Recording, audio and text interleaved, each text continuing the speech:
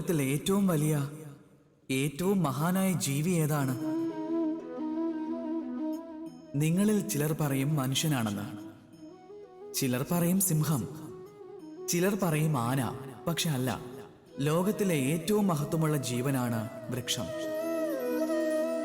വൃക്ഷം നമുക്ക് ഭക്ഷിക്കുവാനായി ഫലങ്ങൾ നൽകുന്നു, ജീവിക്കാൻ പ്രാണവായു നൽകുന്നു, ചൂടിൽ നിന്നും തണുപ്പ് നൽകുന്നു, പിന്നെ തണുപ്പിനെ പ്രതിരോധിക്കുവാനായി കത്തിക്കുവാൻ വിറക് നൽകുന്നു.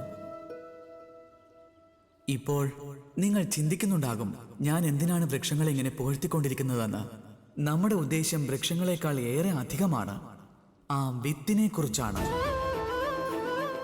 അത് നിങ്ങൾക്ക് ഫലം നൽകുന്നില്ല, നിഴൽ നൽകുന്നില്ല, വിറകം നൽകുന്നില്ല. അവ മണ്ണിനോട് പോരാടുക മാത്രമാണ് ചെയ്യുന്നത്.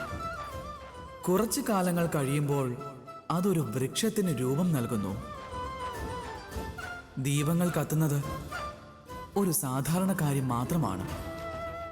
എന്നാൽ ആളിക്കത്തുന്ന നാളങ്ങളാകുമ്പോഴോ ലോകത്തിനത് മാർഗദർശനം നൽകുന്നു, മഹാനായി തീരുന്നു.